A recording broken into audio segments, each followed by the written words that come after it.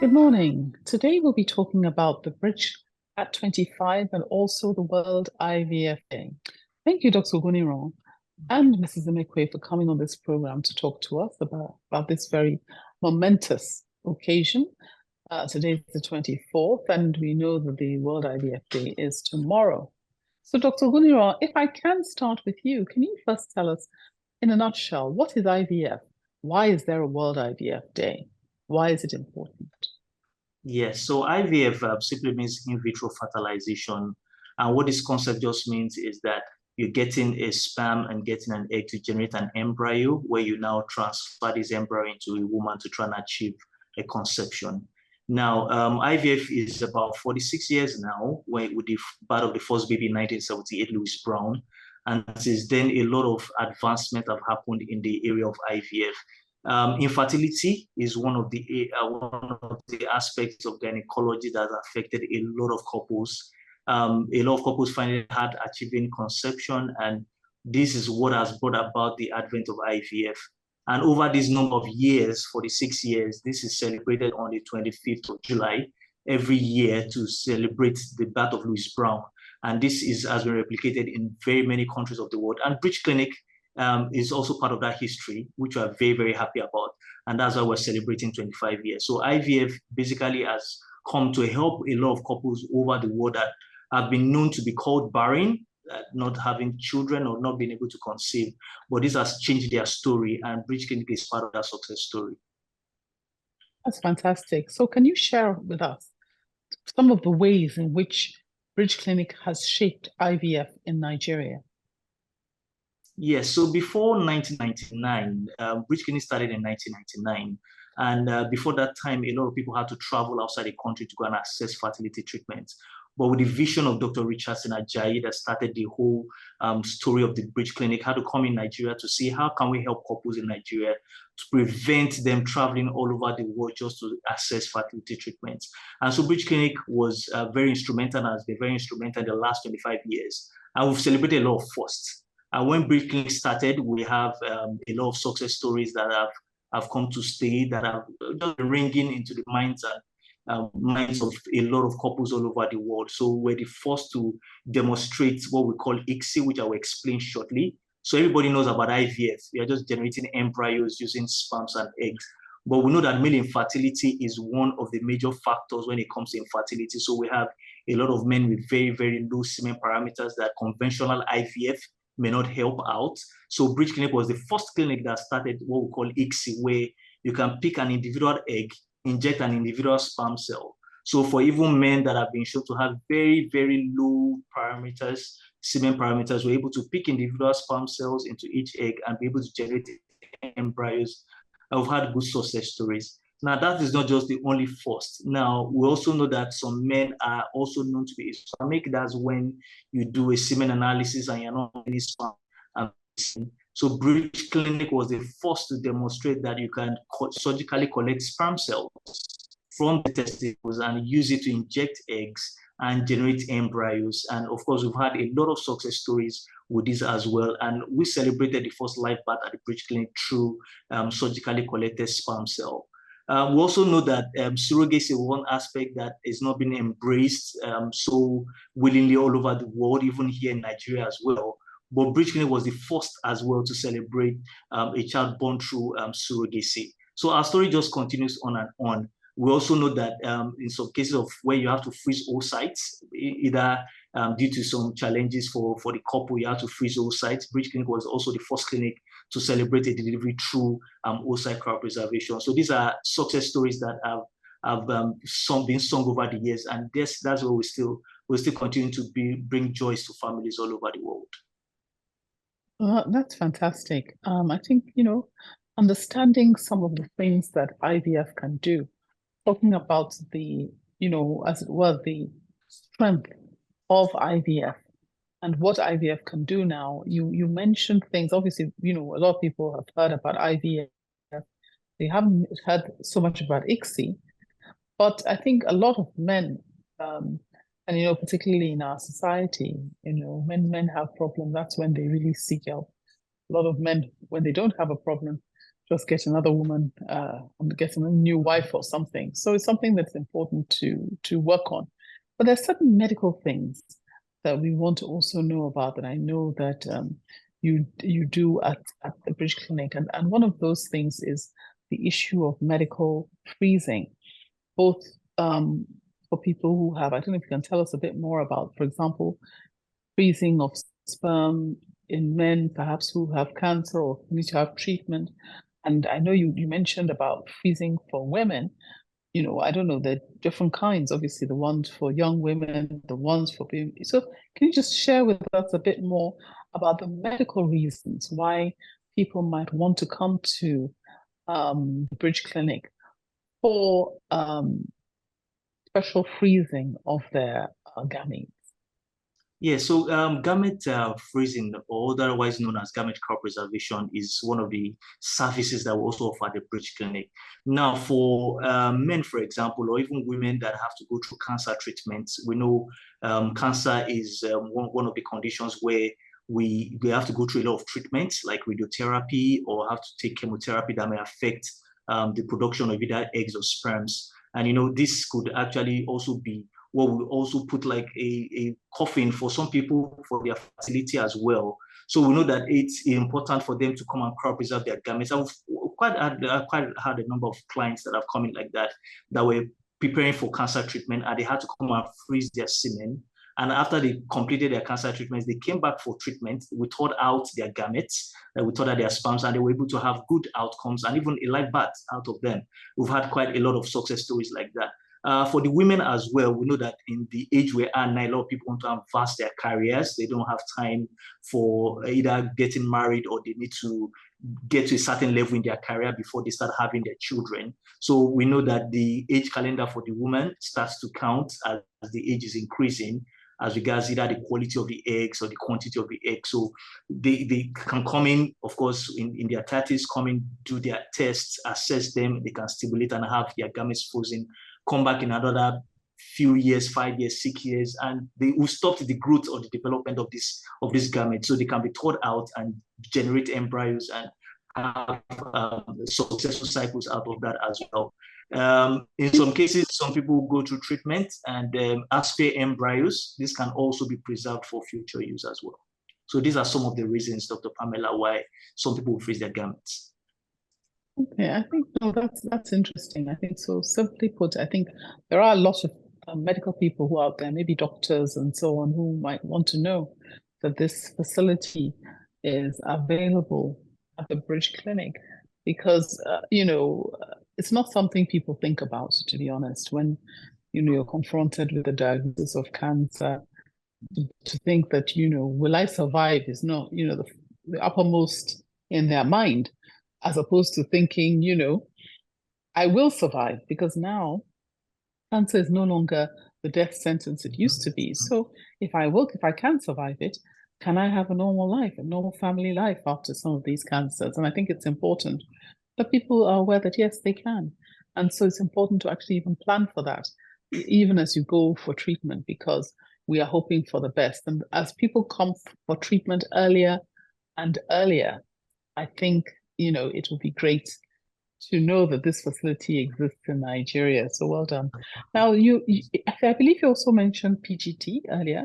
Can you explain what that is? But can you also explain it in a very simple language? Because you were very technical earlier, and it might prove a challenge for people listening to the program, which is why I'm speaking so much now. Could you explain All right. What is PGT? All right, so simply put, PGT just means testing of embryos before they are transferred into a woman to achieve a pregnancy.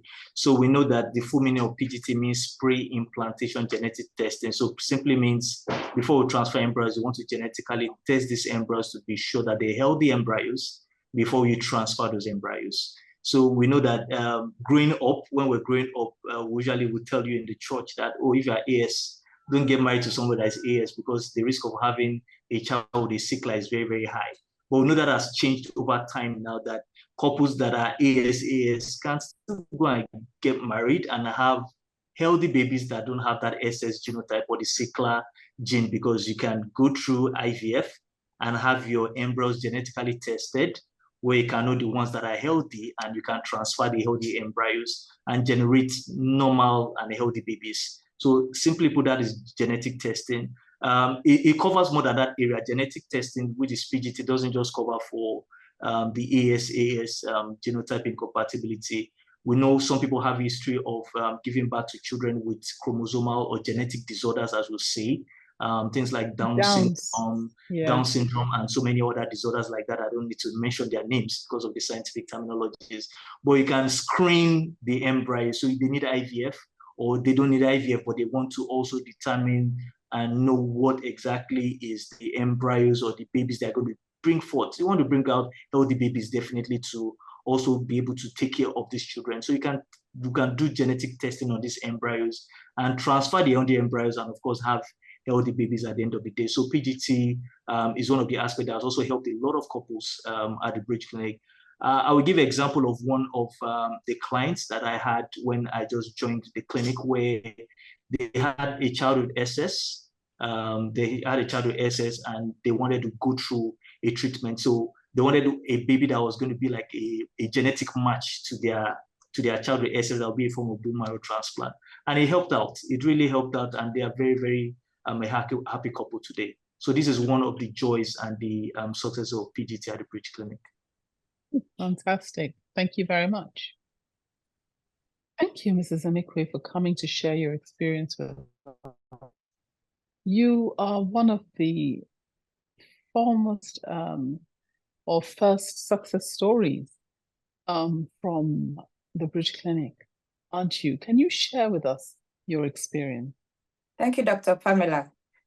I'm not one of the first. I am the first. The absolute first. I apologize for calling you one of the first. You are the first. Not just IVF, but ICSI that Dr. Oguniro talked about. I am the first of everything. So, in fact, I am thank you. So let me just apologize and say yes. And I do recall you being put all over the Guardian newspaper, all over the newspapers, all over Nigeria Times. Yes, please share with us. Yes. So it was a momentous for me, happy period, and still today I owe it to the Bridge Clinic. I got married, had an ectopic pregnancy, and couldn't achieve pregnancy for 6 years.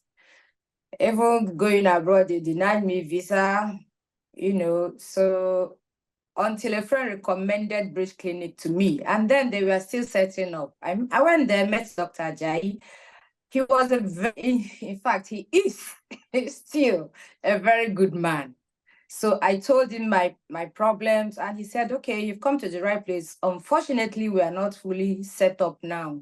So give us some time, we'll call you. I was kind of disappointed. I said, okay, somebody told me once I come here, I'm going to get everything. He said, don't worry, go, we'll call you. So when they set up, he called me, and I came. I was actually the first, and he carried out with his team, he carried out the procedure. And to the glory of God, I got pregnant. And today I'm a happy mother of twins. By the way, the girl just finished her master's. We just went for her graduation. And the boy is about to finish in a few moments. So what am I saying? Before then, before 1999, I was hearing about IVF, but it was no details, no awareness. But after Dr. Ajayi started the Bridge Clinic, and I became the first beneficiary of that program, I have never stopped talking about it. I've never stopped creating awareness. One thing is for people to have the money to do what they want to do. Another thing is for them to know exactly where to go to get help. I am not ashamed to talk about IVF. I'm not ashamed to say that my kids came from IVF. I am not ashamed to say this is where I went to get help. I actually went to the Bridge Clinic to get help. It's just like you're wearing your fine glasses, and I say, oh, Dr. Pamela, where did you get these glasses? I like it. You say, oh, it's by God's grace that I got it. Please tell me the shop that you went to buy it. So I went to the Bridge Clinic, and because I needed help, I've gone to every other place, no help. I went to the Bridge Clinic and I got help. I got pregnant, carried it to term, and had my babies through IVF. They know that they are ICSI children and they are okay with it. They've known for like since I had them, since they started talking, right? So people kept asking, are they okay? Are they normal? I said, they are normal as any child can be. If you have issues, go and seek help. Where did I go to? I went to the Bridge, and that is where I got help. And people say, oh, it is very expensive. Everything is expensive. Where there is a way, there is a will. I didn't have money. My husband didn't have money at that time. But we found a way. You can borrow. People borrow to buy cars. People borrow to buy houses. So what is important to you? Is it to buy gold, to buy houses, to buy cars, or is it to have your own kids? Now, you didn't know, before you didn't know where to get help. Now you know. So why not work towards doing that? So today I am a proud mother of, they are 24 years old. By January, by God's grace, they'll be 25. They are adults and they are doing very, very well. Thank you so much for asking me to share my life story. I'm always proud to share this story. If we have more time, I can go on and on and on and on. By the way, yes, Dr. Oguniro, there's something you mentioned about this pre-genetic testing and the freezing. I introduced somebody to the Bridge. Him and his wife are ASAS. The first child was a sickler. He was scared of, getting another sickler. I introduced him to the Bridge. He went there, did this pre-genetic testing, had a bouncing baby boy, healthy. Awesome. And right now, as we speak, the other one is being frozen at the Bridge. So anytime they're ready, they will come back for it. Awesome. So this is not hearsay. I am telling you firsthand from my own very experience and from my friend whom I introduced to the Bridge. And they are happy couples today. No talk of any abnormal child, so to say. So just to collaborate your story is not just hearsay. Yeah. I am into this. No, that's wonderful. Thank you so much for sharing this. I think the important thing is that, and we're going back to this issue of the World IVF Day, the issue of childlessness, it's such a painful thing. So many marriages have broken because of this. So much distress, have come because of it. I'm sure, you can share with us what you went through, not being able to have a child and then to having a child. Can you just tell us what you felt like, what it felt like before you were able to, when you were having the difficulty, Mrs. Emekwe? Yes, I can always say that anytime. So like I said earlier, I stayed for 6 years. So each month will turn into another month. The next month, I'm hoping to get pregnant. And you see blood from 1 month, 2 months, 1 year, 6 years. So it was 6 torturous years. This is the condition you will not even pray for your enemy, no matter how much you hate that person. At a point, I started seeing every woman as pregnant. Every woman that passed me was pregnant. It started affecting my mental health. I stopped attending birthdays. I stopped attending, christenings, because this is the person I went for her traditional wedding. Do you know it? She's pregnant. She has had a baby, and they're calling us for christening. Well, I was jealous. I'm not ashamed to say it, but in a good way. I'm a human being. I attended your wedding. Then the next few months, you're inviting me for your baby's dedication. The next one, birthday, another one. It's endless. So it was a very bad moment for me. However, my husband was there for me. My husband's people were there for me. Even though with his support, I still said I wanted a divorce. I wanted to leave because it was too much for me. Go and get married, have your kids. Let me just go. I don't want to be a stumbling block for anybody. Because even Even somebody close to me, I was dancing one day. She said, "Why are you dancing? Instead of you to be crying because you don't have a child yet and you're dancing." So you can imagine such. So all the snide comments, you know, somebody says something, you believe they are talking about you. Somebody is laughing, you believe the person is laughing at you.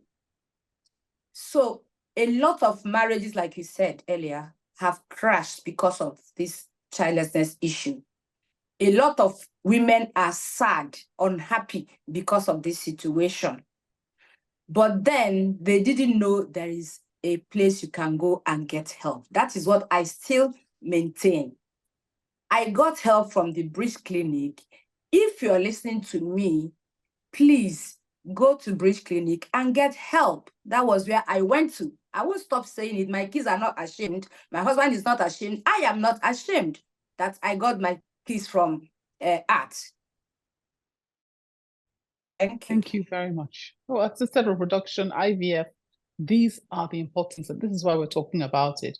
Dr. Oguniro, unfortunately, time is fast spent. I know that you're doing something special to mark the World IVF Day. Can you share with us what that is quickly, and give your last words to our listeners?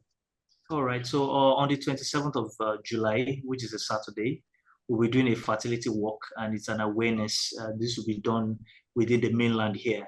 And this will be doing together as a clinic, as a family, to go around and let people know that, yes, infertility is everywhere, but we are here to help. We've been here for 25 years, and we'll still be here for the next 25 years, for the next 100 years, as Lotaries, but definitely we're here to help couples all around the world. So we're going to be doing that walk all around within the mainland here, just to let people be aware of what is going on, and also to make people aware that we're here to help them achieve their dreams and also help them to solve their problems.